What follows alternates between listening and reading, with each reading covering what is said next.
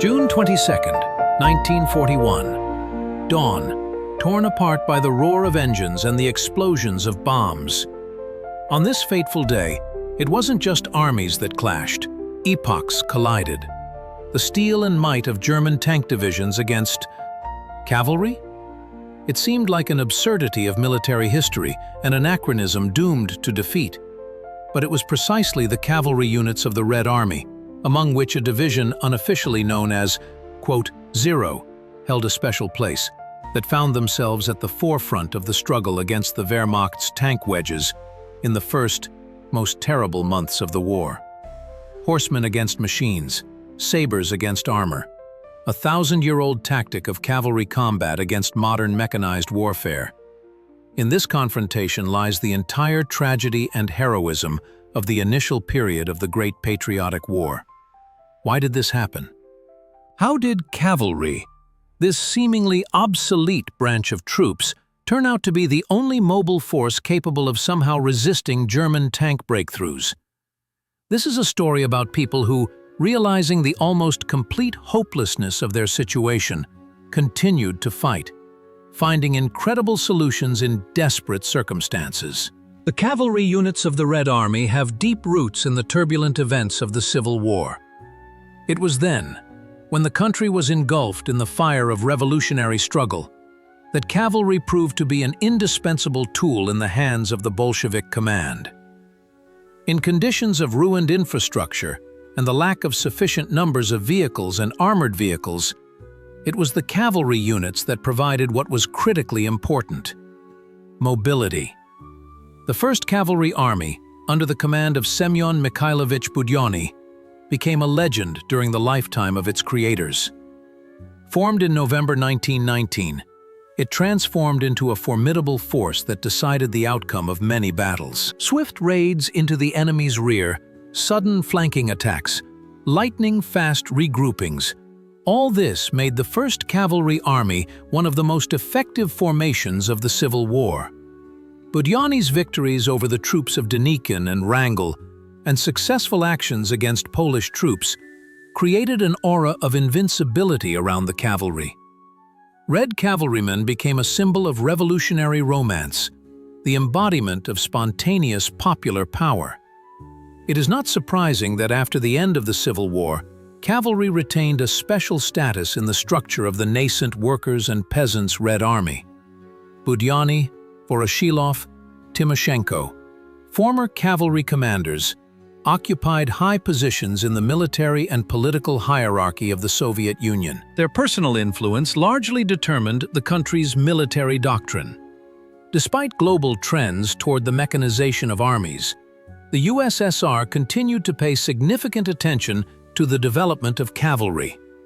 In the 1930s, when leading world powers were actively developing tank forces, the Soviet command, while recognizing the importance of mechanization, nevertheless maintained large cavalry formations. This was due to several reasons. Firstly, the vast territories of the country with diverse landscapes, where equipment could not pass everywhere. Secondly, economic constraints. Maintaining a cavalry division was cheaper than a tank division. Thirdly, the influence of the Civil War experience, where cavalry had proven its effectiveness, played a role. The special status of cavalry was also reinforced by ideological considerations.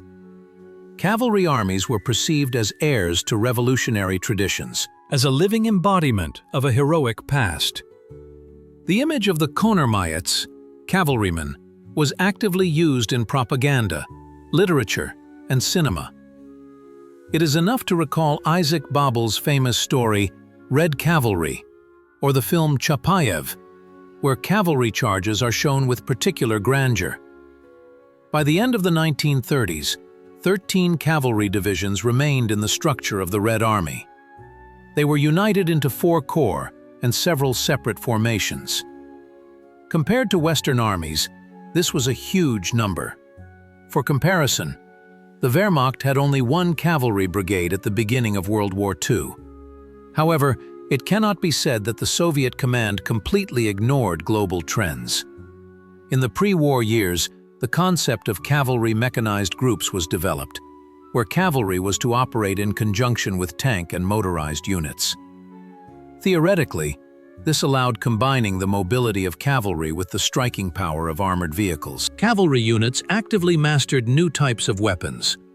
Artillery and anti-aircraft units and anti-tank weapons were included in their composition. Cavalrymen learned to interact with aviation and tanks. But all these innovations did not change the main thing. The core of cavalry formations still consisted of horse squadrons with traditional weapons. On the eve of the Great Patriotic War, the Red Army cavalry represented a peculiar bridge between the past and the future. On the one hand, traditional tactics rooted in centuries past. On the other, attempts to adapt to the realities of modern warfare. This dualism was reflected in the fate of cavalry units in the first months of the war, when they had to face the tank wedges of the Wehrmacht. In 1937, a special cavalry division was formed in the south of the Soviet Union, which was soon informally dubbed Wild by its soldiers and commanders. Officially, this name never appeared anywhere, but the nickname stuck due to the unique character of this unit. The division was formed on a special principle. Its ranks were predominantly filled by residents of the North Caucasus, Transcaucasia, and southern Cossack regions, people who had been accustomed to the saddle since childhood, who knew horses as well as they knew themselves, became ideal cavalrymen. The national composition of the division was unusually diverse. It included Kabardians and Balkars, Chechens and Ingush, Ossetians and Dagestanis, Kuban and Terek Cossacks. Many of them were hereditary horsemen, whose ancestors had perfected the art of mounted combat for centuries. The command staff was formed from experienced officers, many of whom had fought in the Civil War and held military decorations. At the head of the division stood Colonel Lev Mikhailovich Dovator, who later became a legendary commander of cavalry raids. A man of exceptional bravery and military talent, he managed to forge a unified combat organism from disparate elements, where each soldier felt part of a large family. A distinctive feature of the Wild Division was its combat traditions, which intricately wove together the age-old customs of mountaineers and Cossacks with modern military science. Personal bravery was respected here, mutual assistance was valued, and a special pride in belonging to an elite unit was cultivated. Each squadron had its own distinctive insignia, its own rituals, its own songs. The division's pre-war training was highly intensive. Soldiers spent 8 to 10 hours daily in the saddle. They practiced swift attacks and lightning-fast retreats, learned to operate in the most difficult conditions, at night, in bad weather, on rough terrain. Special attention was paid to proficiency with cold steel. A shashka, saber, in the hands of an experienced cavalryman, remained a formidable weapon even in the era of automatic firearms. By the beginning of '41, the division was equipped not only with traditional cavalry weaponry. Its composition included artillery batteries, anti-aircraft and anti-tank units, and reconnaissance groups on motorcycles. Each cavalryman, in addition to a shashka, carried a carbine, grenades, and some even PPD submachine guns. The command sought to make cavalry units as versatile as possible, capable of solving a wide range of combat tasks.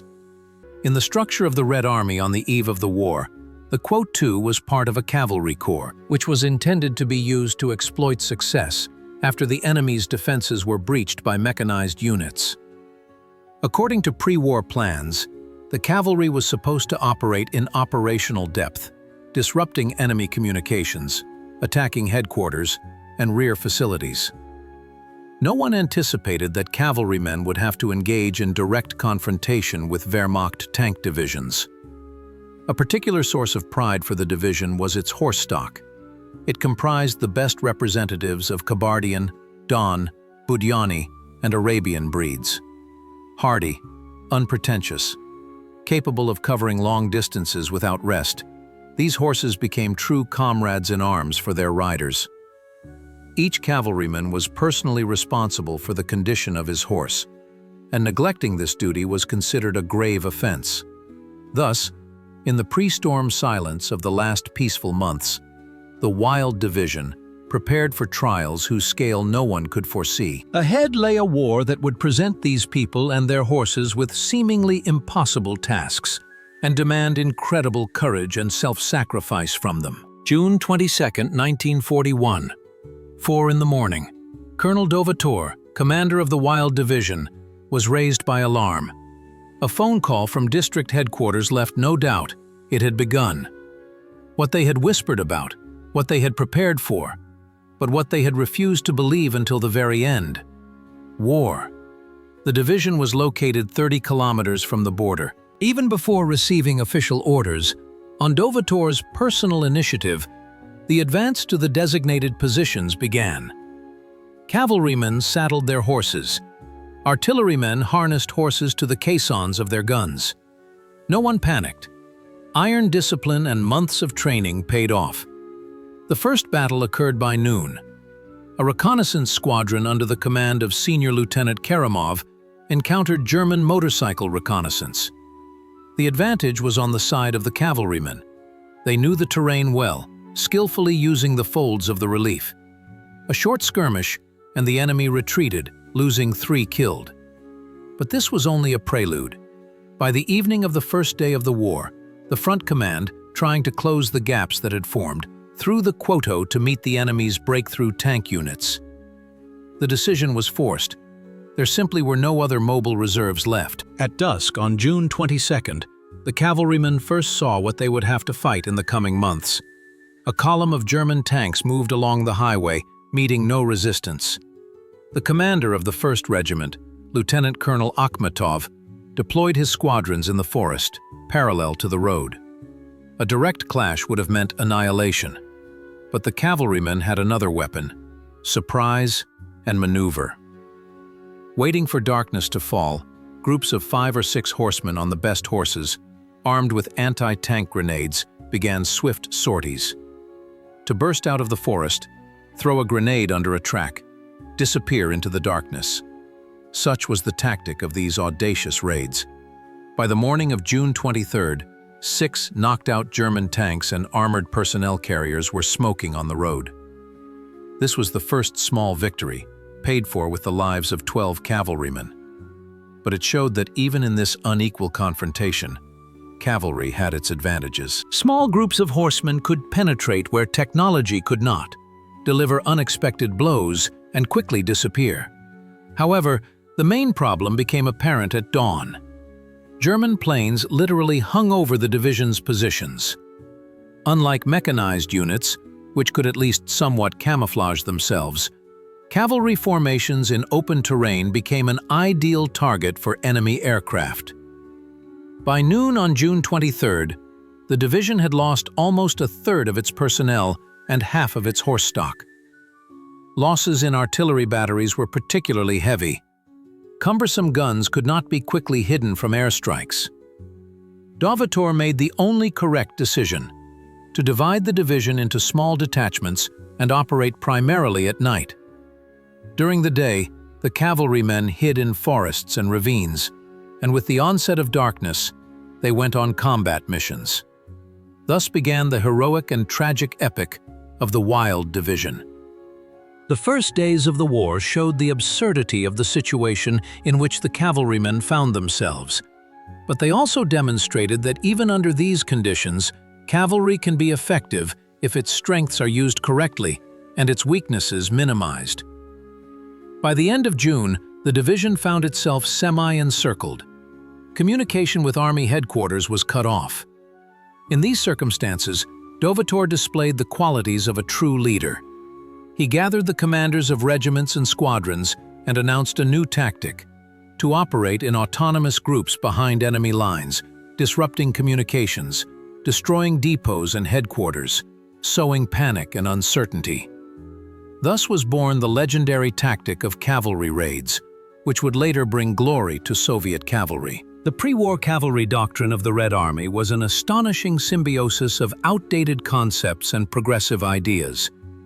In the 1930s, when leading military theorists worldwide had already recognized the priority of mechanized formations, the Soviet command continued to develop cavalry as an independent branch of service. On paper, this seemed quite logical. Cavalry was supposed to act in close cooperation with tank units, carrying out tasks such as pursuing retreating enemies, raiding rear areas, and exploiting success after breaking through defenses. The theoretical calculations of military academies painted a picture of modern cavalry, mobile, equipped with anti-tank weapons, and supported by aviation. According to the strategists, cavalry formations were meant to become a universal tool for maneuver warfare, capable of operating on any terrain at any time of year. Reality, however, differed significantly from theory. Most Red Army cavalry units suffered from a severe shortage of modern weaponry. Anti-tank rifles, automatic weapons, and communication equipment were catastrophically scarce. The artillery of cavalry divisions often remained horse-drawn, which severely limited its mobility. The problem of interaction with other branches of service was particularly acute. Despite numerous exercises, joint actions of cavalry with tanks and aviation often remained only on the pages of textbooks.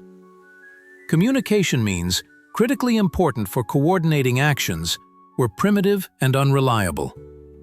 In contrast to the Red Army, most European countries had significantly reduced their cavalry units by the end of the 1930s. Germany almost completely abandoned cavalry, relying instead on tank and motorized divisions. Poland, which had strong cavalry traditions, also began a modernization process, transforming horse brigades into motorized formations. Why, then, did the Soviet command maintain large cavalry formations? There were several reasons. Firstly, the influence of Civil War veterans, for whom cavalry embodied revolutionary romanticism and past military successes. Budyani, Voroshilov, and their comrades, who held high positions in the military hierarchy, actively lobbied for the interests of the cavalry. Secondly, economic considerations. Maintaining a cavalry division was cheaper than a tank division. In the context of forced industrialization and limited resources, this was significant. Cavalry did not require a complex industrial base or scarce fuel. Thirdly, the geographical factor. The vast expanses of the USSR, especially in the eastern regions, were characterized by impassable roads and difficult terrain, where the use of equipment was challenging. Cavalry could operate in almost any conditions. And yet, the main reason lay in the peculiarities of the Soviet leadership's military strategic thinking. The experience of the Civil War, where cavalry played a decisive role, created the illusion of its universality. Cavalry raids into the rear of white armies became part of military mythology, forming the perception of cavalry as an ideal tool for deep breakthroughs. This duality, between theory and practice, between ambitious plans and real capabilities, proved fatal for many cavalry formations in the early days of the Great Patriotic War. Confronted by Wehrmacht tanks, the commanders of the Wild Division quickly realized direct confrontation meant annihilation. A special tactic was needed, one that leveraged the cavalry's strengths and neutralized the armored vehicle's advantages. Thus was born a unique complex of mounted anti-tank combat techniques, unparalleled in military history. The first and key element was the use of the landscape. The wild cavalrymen meticulously studied the terrain before each operation. Ravines, hills, groves, swamps, everything became an ally in the fight against the enemy's mechanized units. Tanks were limited in movement by the terrain, while horsemen could pass practically anywhere. Squadron commanders drew detailed maps of, quote, "2" areas where they could safely maneuver and set up ambushes. The second principle was the, quote, "3" tactic. German tank units rarely operated in the dark due to limited visibility. Cavalrymen, especially those from the Caucasus, were perfectly oriented at night. Major operations were planned between midnight and dawn. Silently approaching German vehicle encampments, groups of 5 to 7 horsemen attacked simultaneously from different directions. Primary targets included fuel tankers, command vehicles, and tanks with open hatches. The third element was the special organization of anti-tank groups. Within each squadron, special "4" detachments were formed. These were usually the most accurate and cool-headed fighters. They were armed with anti-tank grenades, incendiary bottles, and anti-tank rifles, if available. They operated in threes. One distracted the tank crew, the second attacked, and the third provided cover and retreat. Especially effective was the "5" tactic, where several cavalry groups coordinately attacked an extended tank column. The first group ambushed the head of the column, the second, the rear, and the others acted on the flanks. After a simultaneous attack, the horsemen immediately dispersed, only to strike from another direction a few minutes later.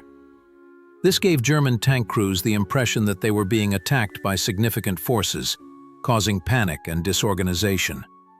The commanders of the "6" developed a special signaling system for coordinating actions in night combat. Flashes of lanterns, sound signals imitating the cries of night birds, and even a special system of reflecting moonlight from saber blades were used. This allowed the cavalrymen to act cohesively, even without radio communication. The terrain was actively used to combat tanks. Cavalrymen lured armored vehicles into marshy areas, ravines with steep slopes, or dense forests, where the tank's maneuverability sharply decreased. In such conditions, even small groups of horsemen could successfully attack stuck or movement-restricted vehicles. Special attention was paid to reconnaissance. Small groups of cavalrymen, often disguised in civilian clothes, infiltrated enemy positions and gathered information about the number and types of tanks, their routes, parking locations, and refueling points. This data allowed operations to be planned with minimal risk and maximum effectiveness. The command of the Wild Division developed the false targets tactic. Small groups of horsemen demonstratively showed themselves to German tank crews, provoking them into pursuit. Then the cavalrymen retreated along a pre-selected route, luring the tanks into prepared ambushes, where the main forces with anti-tank weapons awaited them. Special raiding groups, up to a squadron in size, were created for operations behind enemy lines. They could operate autonomously for up to a week, striking communications, fuel and ammunition depots, and field airfields. Particular attention was paid to destroying bridges and crossings along the routes of tank columns. All these tactical techniques could not fundamentally alter the balance of power, but they allowed the cavalrymen to survive and inflict significant damage on the enemy, even in the most unfavorable conditions. It was a war of nerves, a war of cunning against brute force, a war of mobility against armored might. And in this war, the cavalry often achieved local victories, albeit at a high cost. Saber against armor, a phrase that sounds like a bitter irony of military history. But for the cavalrymen of the Wild Division, this was the harsh reality of the first months of the war. What weapons did the horsemen, forced to confront the steel machines of the Wehrmacht, use? The main weapon of the cavalrymen remained the shashka, a blade about a meter long, sharpened on one side. In skilled hands, it was deadly against infantry, but powerless against tank armor. Each horseman also had a Mosin carbine, a shortened rifle, convenient for use on horseback, but ineffective against armored vehicles. A real salvation for the cavalrymen was the Degtyarev anti-tank rifle, PTRD. This bulky 1.5-meter giant weighing 14 kilograms fired 14.5mm cartridges. The bullet could penetrate the armor of a light tank or armored personnel carrier at a distance of up to 500 meters. But there was a catastrophic shortage of such rifles. At best, 2 or 3 per squadron. When there were no anti-tank rifles, incendiary bottles, the famous Molotov cocktails, were used. Simple to manufacture, they were a formidable close combat weapon. A hit from such a bottle in the engine compartment or on the radiator grill often led to the tank catching fire. The cavalrymen of the Wild developed a special technique for throwing these bottles from the saddle at full gallop. RPG-40 anti-tank grenades became another effective means. They were tied to long poles, which allowed the grenade to be accurately delivered under the track, or to a vulnerable spot on the tank without approaching too closely. This technique required exceptional skill and composure. The commanders of the Wild Division encouraged ingenuity. Soldiers created improvised mines from artillery shells, set traps in tank-dangerous directions. Particularly effective were wolf pits, disguised deep ditches with sharpened stakes at the bottom, into which light tanks and armored vehicles were lured. Captured anti-tank weapons played a special role. Grenades, mines, and even Panzerfausts from 1943, captured from the enemy, became valuable acquisitions. The cavalrymen quickly mastered German weapons and often used them more effectively than the Germans themselves. In conditions of an acute shortage of specialized anti-tank weapons, the cavalrymen showed wonders of ingenuity. They learned to identify the most vulnerable spots of various types of German tanks. For example, the weak point of light PZ-2 tanks was the rear, of medium PZ-3 tanks, the side ventilation grills, and of PZ-4 tanks, the connection of the turret to the hull. Sapper shovels became an important element of armament. They were sharpened to razor sharpness and used to cut the enemy's field communication wires. Sometimes they were also used to cut the fuel hoses of stuck tanks. Some squadrons of the .6 received .7 heavy machine guns. Although they could not penetrate armor, they were effective against tank viewing slots and against infantry accompanying armored vehicles. Machine gun crews often moved on tachankas, light carts with a mounted machine gun. The cavalrymen's arsenal also included smoke bombs. They did not directly damage equipment, but allowed movement to be concealed, tank crews to be disoriented, and conditions for a sudden attack to be created. Personal heroism often compensated for the lack of weapons. There are known cases when individual soldiers of the Wild Division threw themselves under the tracks of tanks with anti-tank grenades, repeating the feat of Alexander Matrosov. Such cases were not isolated, especially in critical moments of the defense of Moscow. Behind every feat of the Wild Division stood people, commanders who, in hopeless conditions, found solutions that seemed impossible. Their names deserve a special place in the history of the Great Patriotic War. Lev Mikhailovich Dovator, a legendary commander whose name became a symbol of cavalry raids. Born in 1903 into a peasant family in the Vitebsk Governorate. Before the war, he rose from a private Red Army soldier to the commander of a cavalry division. He was distinguished by exceptional bravery and tactical thinking. In August 41, he led a cavalry group that carried out a daring raid behind enemy lines in the Smolensk region. It was Dovator who developed the tactics of night cavalry raids, which became the calling card of Soviet cavalry. He was characterized by the ability to make unconventional decisions in critical situations. When the division was encircled near Yelnya in September, Dovator divided it into small groups that infiltrated through German positions across swamps, which were considered impassable. In December 41, Dovator died, personally leading an attack near Ruza. He was posthumously awarded the title of Hero of the Soviet Union. Isa Alexandrovich Pliev, commander of a cavalry regiment of the Wild Division, an Ossetian by nationality. Before the war, he graduated from the Frunze Military Academy, studying the experience of using cavalry in modern conditions. In the first days of the war, he proved himself a master of improvisation. When his regiment was cut off from the main forces, Pliev organized a circular defense in a forest, turning the cavalrymen into infantry. For 2 weeks, his soldiers held back German attacks, and at night they made sorties, destroying enemy equipment. It was Pliev who developed the wolf pack tactic, where several cavalry groups attacked an extended tank column from different directions.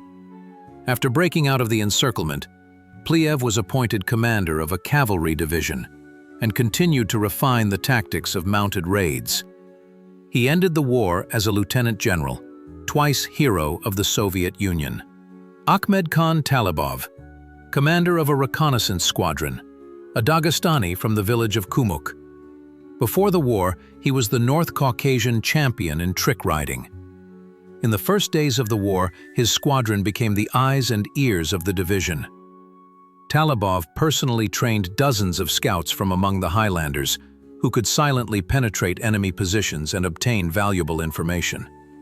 In July 41, Talibov, with a group of 7 horsemen, penetrated 30 kilometers deep into the German rear and captured a staff car with documents containing plans for an offensive in the Moscow direction. This information proved invaluable to the Soviet command. In September 41, Talibov was severely wounded but remained in action. When the cavalry group was encircled, he organized a breakthrough, personally destroying 3 German machine gun crews. Maria Vasilyevna Oktyabrskaya, the only female commander in the Wild Division, heading the medical sanitary squadron. Before the war, she worked as a paramedic in a rural hospital. From the first days of the war, she showed exceptional courage, organizing the evacuation of the wounded under constant bombing. In August 41, when the division was encircled, Oktyabrskaya formed a combat group from recovering wounded, which covered the retreat of the main forces. Under her leadership, a unique horse-drawn field hospital was created, which could quickly move with the division. Oktyabrskaya developed special stretchers attached between 2 horses, allowing for the evacuation of seriously wounded even from the battlefield. Each of these commanders contributed to the creation of the unique tactics of the Wild Division. They did not just follow orders, they creatively rethought the very concept of using cavalry in modern warfare. In conditions of total enemy superiority in technology, they found unconventional solutions, turning disadvantages into advantages. The summer of 1941. German tank wedges rapidly tear deep into Soviet territory, cutting the front into isolated sections. In this critical situation, the RKKA command makes a decision that at first glance seems insane: to use cavalry units for deep raids behind enemy lines. Thus began one of the most heroic and dramatic pages in the history of the Wild Division. The first large-scale raid was carried out in August under the command of Colonel Dovator. 3 cavalry regiments, totaling about 2,000 horsemen, infiltrated the front line in the Dukovshchina area and advanced 30 kilometers into the enemy's rear. The German command, confident in its complete control over the captured territory, was completely unprepared for the appearance of a large cavalry formation in its rear. The tactics were simple and effective. Moving mainly at night, the cavalrymen suddenly attacked German garrisons, supply depots, field airfields, and headquarters. During the day, they hid in forests, rested, and prepared for the next strikes. Special attention was paid to enemy communications, bridges, railway stations, telephone lines.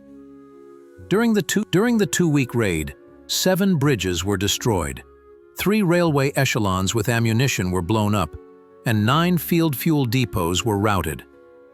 The psychological effect of these raids exceeded all expectations. German soldiers, accustomed to measured advances through Soviet territory, suddenly found themselves under attack from the rear. The first panicked rumors appeared about, quote, one, invulnerable to bullets and capable of dissolving into thin air. The command of Army Group Center was forced to withdraw significant forces from the front to guard rear facilities and communications. Night raids on field airfields proved particularly effective. The cavalrymen silently removed sentries, then threw Molotov cocktails at parked aircraft. In one such operation, carried out in the Yartsevo area, 11 German bombers and 2 fighters were destroyed. No less important was the task of disrupting the enemy's command and control system. Groups of cavalrymen systematically cut telephone wires, set ambushes on roads, and destroyed couriers and small staff groups. As a result, German units often found themselves disoriented, failing to receive timely orders and reports. The commanders of the Wild Division developed special tactics for striking enemy headquarters. Scouts, often disguised in civilian clothes, carefully studied the location of German command posts, the security system, and the officers' daily routines. Then, at a chosen time, usually before dawn, when the vigilance of the guards decreased, a lightning attack was carried out. The main targets were officers, documents, and communication equipment. One of the most audacious raids was carried out in September in the Vyazma area. A squadron under the command of Captain Kerimov penetrated the location of the German Infantry Division headquarters and seized operational documents with offensive plans. The information obtained from these documents allowed the Soviet command to prepare to repel the attack and save thousands of lives. A distinctive feature of the '3 raids was active interaction with the local population. The cavalrymen established contact with residents of occupied villages, receiving information about the enemy and food assistance from them. In some cases, partisan detachments were formed from local residents who continued to operate after the cavalrymen's departure. The German command, realizing the seriousness of the threat, made desperate attempts to eliminate the cavalry groups.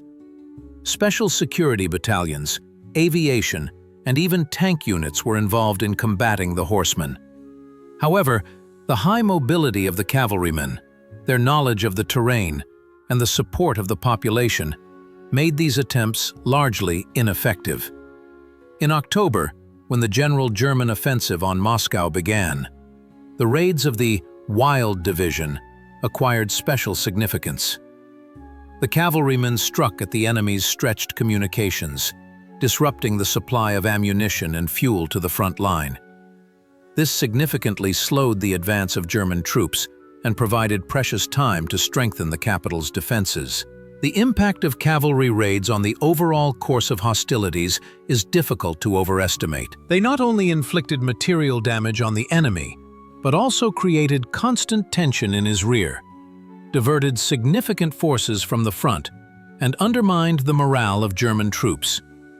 Cavalry, this seemingly outdated branch of service, found its place in modern warfare, proving that in skilled hands it can become a formidable weapon even against a technically superior enemy. The price of heroism is always measured in blood. For the Wild Division, this was a bitter truth, confirmed daily. By the autumn of '41, the unit's losses had reached catastrophic proportions. From an initial strength of 5,000 men, fewer than 2,000 remained by November. Every third horse was killed or wounded. Losses among commanding officers were particularly heavy. In some squadrons, up to 80% of officers were out of action. The statistics of clashes with tanks were merciless. In a direct confrontation, a cavalry squadron against a tank company would lose up to half of its personnel, destroying at best 2 or 3 tanks. Only the transition to tactics of night raids and ambushes allowed for some evening out of this ratio. In night operations, for every German tank knocked out, there were on average 3 fallen cavalrymen. A figure still terrifying, but one that offered at least a glimmer of a chance for tactical success. The fate of the wounded became a separate tragedy. In conditions of constant retreat and frequent encirclements, the evacuation of the injured turned into an agonizing problem. Field hospitals had to be set up in forests, barns, and half-ruined villages. There was a catastrophic shortage of medicines. Surgical operations were often performed by the light of kerosene lamps or even splinters. The medical and sanitary squadron under the command of Maria Oktyabrskaya created a unique system of small, horse-drawn medical groups capable of rapidly moving in tandem with the main forces. The wounded were transported on special stretchers, fastened between 2 horses. This method, borrowed from the experience of mountaineers, allowed for the evacuation of casualties even over the most rugged terrain. The severely wounded often had to be left in the care of local residents in villages. Peasants, risking their lives, hid Soviet soldiers in attics, cellars, and secret dugouts in the forest.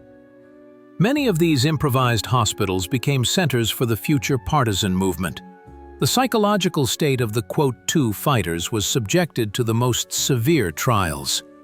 They saw regular units retreating, cities and villages being abandoned, and superior enemy forces methodically advancing deep into the country. Many cavalrymen came from areas already occupied by the Germans and had no news of the fate of their families. This created additional psychological tension. The division's commanders understood perfectly well that in the prevailing situation, maintaining morale was no less important than providing ammunition. Agitation groups were created in each regiment to hold talks with the soldiers, inform them about the situation on the fronts, and read reports from the Sovinform Bureau. Special attention was paid to national traditions. During short rest periods, impromptu concerts were held where songs in the native languages of the cavalrymen were performed. What gave these people the strength to continue fighting under inherently losing conditions? The motivation varied. For many, it was personal revenge. Almost everyone had fallen comrades whose deaths demanded retribution. For others, loyalty to their oath and military duty. For still others, the desire to protect their homeland from invaders. The atrocities committed by the occupiers in the captured territories became a particularly strong motivating factor. Cavalrymen, operating in the German rear, saw with their own eyes burned villages, shot civilians, and looted homes. This ignited a fierce desire to fight to the last drop of blood. Another important factor was the special cavalry solidarity. In conditions of constant danger, exceptionally strong fraternal bonds formed between the fighters. They knew they could rely on each other in any situation. No one would abandon a wounded comrade. No one would falter at a critical moment. This confidence provided inner support even in the most hopeless situations. In the autumn of '41, when German troops approached Moscow, psychological pressure reached its limit. It seemed that a little more, and the capital would fall. At this moment, the command of the Wild Division made a decision that seemed insane: to conduct a series of raids deep into the enemy's rear, to sow panic and disrupt the supply of advancing units. These raids became not only a military operation, but also a powerful psychological act. They showed all the fighters that even in such a critical situation, active resistance was possible, that the initiative was not completely lost. Every successful raid, every destroyed German depot or headquarters, became a small victory that gave strength to continue the struggle. The winter of 1941 became the finest hour for Soviet cavalry. As German tanks and motorized infantry became bogged down in snowdrifts near Moscow, the cavalry of the Wild Division found a second wind. What was yesterday its weakness, today turned into an advantage. Deep snow, impassable roads, severe frosts.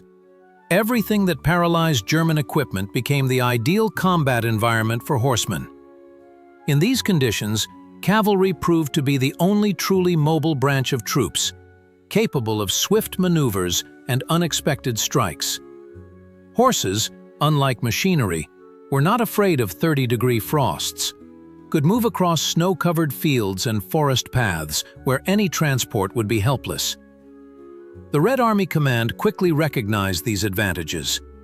In December 1941, the Wild Division was included in a shock group that was to play a key role in the counteroffensive near Moscow. The task was extremely clear: to break into operational space, bypass fortified enemy strongholds, and disrupt their communications. Dovator's horsemen did not fail. On the night of December 6th, when the thermometer showed -28 degrees, the squadrons of the "2" silently infiltrated the front line in the Yakroma area. German sentries, wrapped in blankets and greatcoats, did not notice the approach of the riders moving through the deep snow. The sudden attack caught the enemy by surprise. In one night, the cavalrymen destroyed 3 artillery batteries, routed the headquarters of an infantry regiment, and captured a large ammunition depot. By dawn, the division was already 15 kilometers behind German lines, creating panic and disorganization.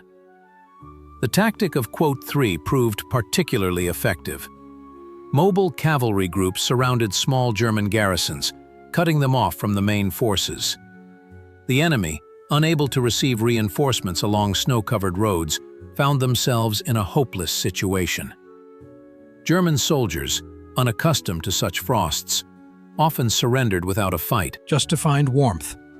One of the most successful operations was the raid into the Volokolamsk area. The cavalry corps under Dovator's command, which included the Wild Division, made a 40-kilometer dash behind enemy lines. Moving only at night, camouflaging themselves in the forests during the day, the horsemen reached a vital road that supplied the German grouping. For 3 days, the cavalrymen maintained control over the road, destroying over 100 trucks with ammunition and fuel, 17 tanks and armored personnel carriers during that time. The German command was forced to withdraw an entire infantry division from the front to combat Dovator's horsemen, which significantly weakened the defense in the direction of the main Soviet offensive. Winter conditions allowed for maximum utilization of cavalry's features. Riders moved on wide fronts, not tied to roads. They could cross frozen rivers and lakes, pass through forests where any equipment would get stuck. This gave them a huge advantage in maneuver. In addition, horses could feed on fodder, digging through snow and finding dry grass, which solved the problem of forage supply. An important factor was also the special training of the Wild Division fighters. Many of them, natives of the Caucasus and southern regions of Russia, were born horsemen, capable of staying in the saddle for hours even in the harshest conditions. They knew how to navigate by the stars, find their way in a snowstorm, and survive with a minimum of supplies. Unlike German soldiers who suffered from the cold, the cavalrymen felt at home in their element. The tactics of cavalry operations in the winter of 1941 differed significantly from pre-war ideas. Instead of frontal attacks, the horsemen used dispersed movement, sudden raids, and quick retreats. Night operations proved particularly effective. In the darkness, intensified by snow charges, the riders literally dissolved, becoming invisible to the enemy. The Germans called them snow ghosts and felt genuine terror at night cavalry attacks. One of the heroes of the Moscow counteroffensive was squadron commander of the Wild Division, Akhmed Magomedov. On the night of December 19, his squadron, moving through a snow-covered forest, reached the village of Petrushevo, where a large German communications hub was located. Reconnaissance reported that the object was well guarded, with machine gun nests and even 2 tanks. A frontal attack would be suicide. Magomedov made an unconventional decision. Waiting for heavy snowfall, he divided the squadron into 3 groups. The first, the smallest, was to simulate a frontal attack, distracting the guards. The second, the main one, bypassed the village from the flank to strike the communications hub. The third blocked the enemy's escape routes. The plan worked brilliantly. In the midst of a snowstorm, German sentries did not notice the approach of the riders, wrapped in white camouflage suits. The sudden attack brought complete success. The communications hub was destroyed, important documents were captured, and 2 tanks, stuck in snowdrifts, were blown up with grenades. This operation disrupted German troop control for 3 days in an important sector of the front. The successes of the cavalry in winter conditions forced the Soviet command to reconsider the role of cavalry in modern warfare. If before the Battle of Moscow, cavalry units were considered a forced measure, now they became an important element of strategy. In January 1942, a decision was made to form new cavalry formations specifically for operations in winter conditions. The experience of the Wild Division became the basis for their training. By the end of 1942, the role of cavalry in the Red Army underwent significant changes. The experience of the first 18 months of the war, paid for with the blood of thousands of cavalrymen, allowed for the development of a new doctrine for the employment of cavalry formations. The Wild Division became a peculiar laboratory where new tactical methods were born and tested in battle. The main lesson learned was the understanding that direct confrontation between cavalry and enemy tank and motorized units was unacceptable. Cavalry had to avoid frontal engagements, utilizing its unique advantages: mobility over broken terrain, the ability to operate off-road, in any weather, at any time of day. By mid-1942, cavalry units ceased to be used as a shock force. Their main tasks now included reconnaissance, raids into enemy rear areas, disruption of communications, and support for partisan movements. Cavalry transformed into a tool of operational maneuvering, capable of penetrating gaps in enemy defenses and developing success after a breakthrough executed by mechanized formations. A crucial innovation was the interaction of cavalry with other branches of service. If, at the beginning of the war, cavalrymen often acted in isolation, now they became part of complex tactical formations. Cavalry tank groups emerged, where cavalry provided reconnaissance and security, while tanks provided striking power. Cavalry units learned to interact closely with aviation, artillery, and engineering units. Special attention was paid to the anti-tank capabilities of the cavalry. Every cavalry regiment now had a reinforced anti-tank battery, and every squadron had an anti-tank rifle squad. Cavalrymen underwent special training in combating armored vehicles, mastering new anti-tank weapons, grenades, mines, and incendiary bottles. The organizational structure of cavalry formations also changed. If previously the division's corps consisted of cavalry squadrons, now the role of auxiliary units, reconnaissance, artillery, sapper, significantly increased. Special sabotage groups appeared, designed for operations deep in the enemy's rear. In the Wild Division, a unique training system for cavalrymen was established.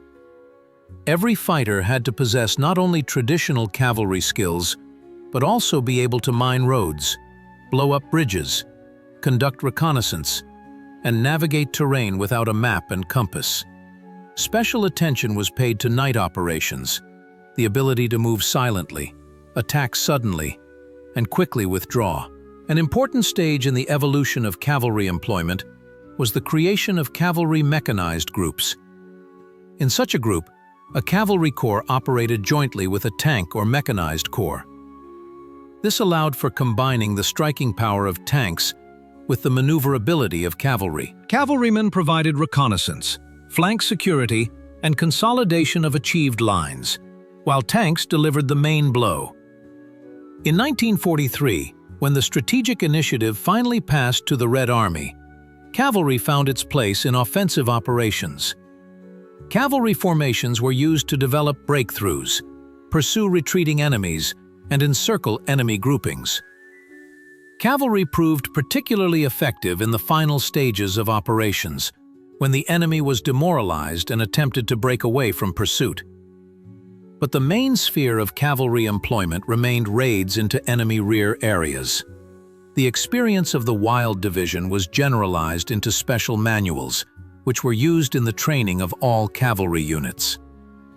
The tactics of swift strikes, constant maneuvering, and the creation of roving cauldrons became the calling card of Soviet cavalry. The image of the cavalryman firmly entered Soviet culture during the war years, becoming one of the brightest symbols of heroism and self-sacrifice.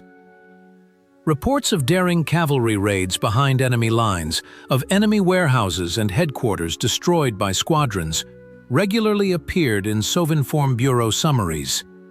These reports were read on the radio, printed in newspapers, and became the theme for posters and newsreels.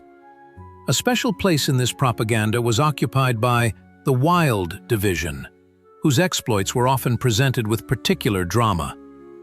Wartime newsreels captured cavalrymen in a variety of situations: swift attacks with drawn sabers, river crossings, night halts by campfires. Frontline film crews sought to convey the romantic image of horsemen challenging the enemy's steel machines.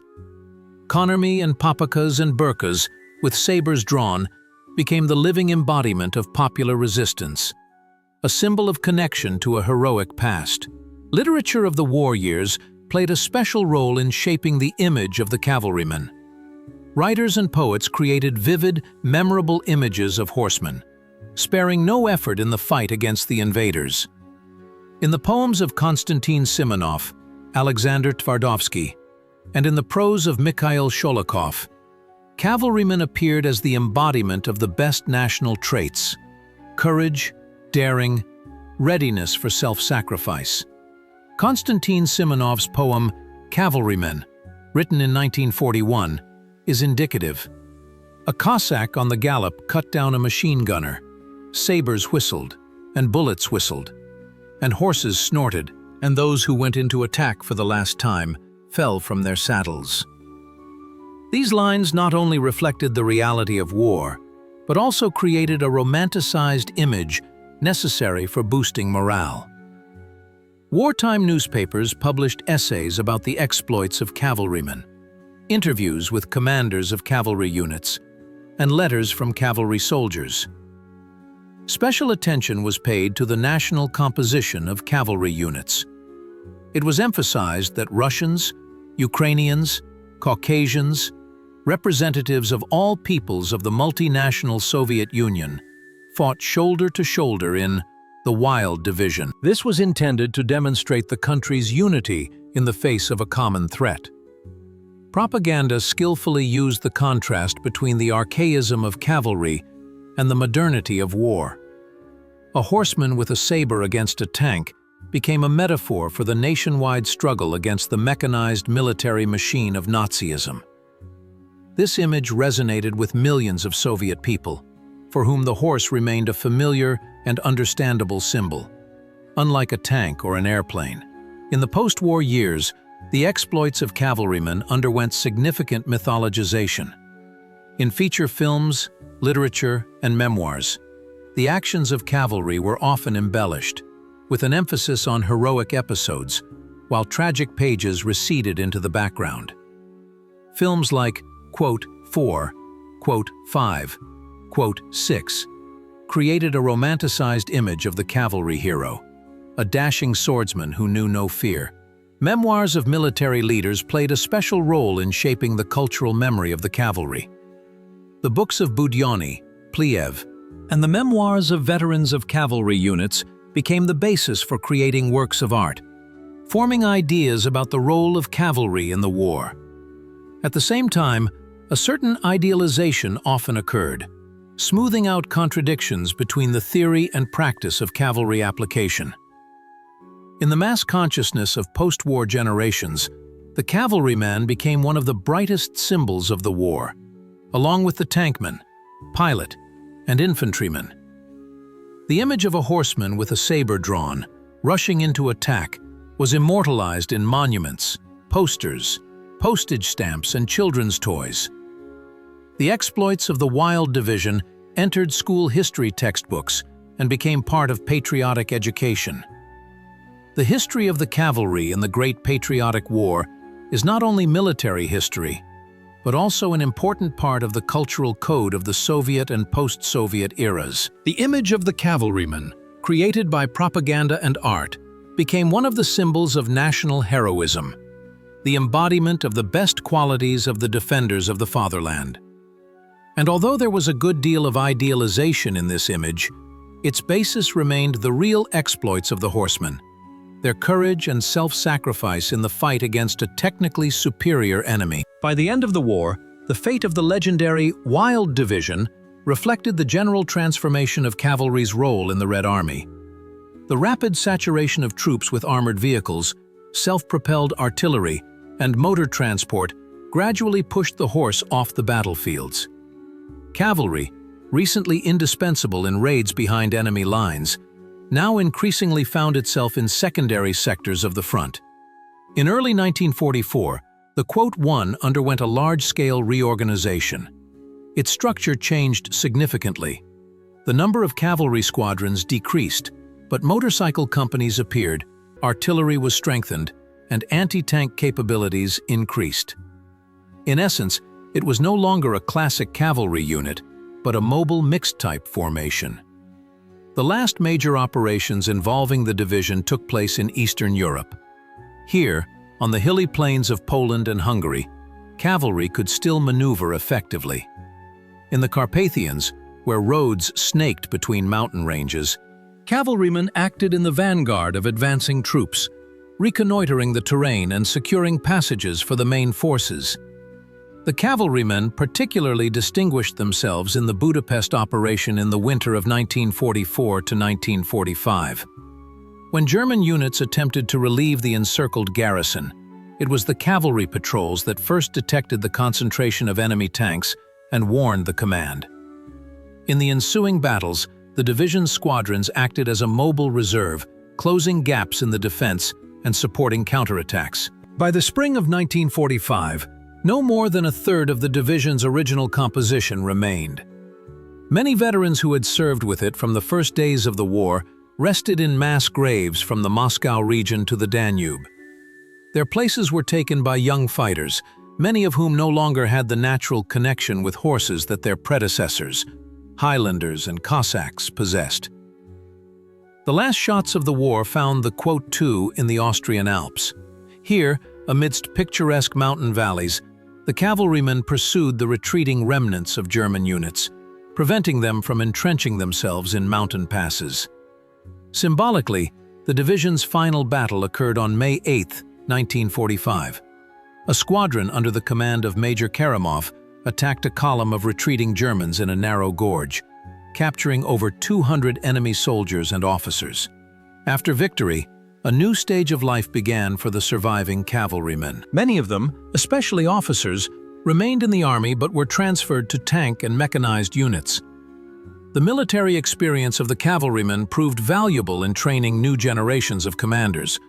They were taught tactical thinking, the ability to navigate terrain, and to make quick decisions in complex situations. Some veterans of the division returned to their homelands, to the mountain villages of the Caucasus, to Cossack stanitsas, to villages in central Russia. They brought with them not only combat awards, but also a special experience of frontline brotherhood, where people of different nationalities fought shoulder to shoulder. The fate of the Wild Division itself was sealed by the post-war army reform. In 1946, it was disbanded, like most cavalry formations. Horses were transferred to the national economy. Equipment was distributed among other units. But the memory of the legendary division lived on in the hearts of veterans, in the books of military historians, in stories passed down from generation to generation. The history of the Wild Division is a lesson in military art, written in blood and heroism. Today, looking back at those events, we can draw invaluable historical lessons from the confrontation between cavalry and Wehrmacht tank units. Paradoxically, it was in this unequal confrontation that cavalry managed to find its place in modern warfare, proving that the human factor is sometimes more important than technical superiority. Military historians agree. The main merit of cavalry units was not in the number of destroyed tanks, but in the strategic effect they created. Raids behind enemy lines, disruption of communications, creation of an atmosphere of constant threat. All this forced the German command to draw significant forces from the front to protect rear facilities. According to experts' estimates, each cavalry division operating in the German rear tied up 2 to 3 enemy infantry divisions that could have been used on the front line. This was particularly evident in the Battle of Moscow, when the raids of the, quote, 1 made a significant contribution to disrupting the German offensive. At the same time, one cannot help but question the moral side of the decisions made by the command. Sending cavalry against tanks, was it not a foregone conclusion for thousands of people? This question still causes heated discussions among historians. Some believe that in the critical situation of the summer and autumn of '41, the Soviet command simply had no choice. The cavalry remained the only mobile reserve capable of somehow containing enemy tank breakthroughs. Others point to miscalculations in pre-war planning, when excessive attention to cavalry diverted resources from the development of armored forces. The truth, as always, lies somewhere in the middle. In the extreme conditions of the initial period of the war, all available forces had to be used, even if it meant sending people to almost certain death. And yet, it must be noted that the commanders of the "2" did everything possible to minimize losses and find effective ways to use cavalry. They abandoned suicidal frontal attacks, developed tactics of night raids, learned to use the features of the terrain and weather conditions. This was a creative approach to military art, born in the most difficult circumstances. Speaking of the boundaries of human heroism, the history of the "3" provides us with unique material for reflection. What made these people go into battle again and again, knowing about the colossal technical superiority of the enemy? What gave them the strength to continue resistance in situations that seemed hopeless? The answer lies in the special spirit of brotherhood that formed in the cavalry units. National diversity, instead of becoming a source of disunity, became a strength. Highlanders, Cossacks, Russians, Ukrainians, they all felt part of a single whole, united by a common destiny and a common goal. The modern historical assessment of the phenomenon of the is ambiguous. On the one hand, one cannot help but acknowledge the heroism and self-sacrifice of the cavalrymen, their contribution to the common victory. On the other hand, one cannot help but see the tragedy of people forced to fight in deliberately losing conditions due to military planning miscalculations and the country's unpreparedness for modern war. Nevertheless, the experience of the Wild Division did not remain merely a historical legacy. Many tactical techniques developed by cavalrymen in the fight against tanks were later adapted for other branches of the armed forces. The principles of mobility, surprise, the use of complex terrain, and small group actions, all this became part of the arsenal of modern special forces. The fate of the Wild Division makes one reflect on the eternal confrontation between man and machine on the battlefield.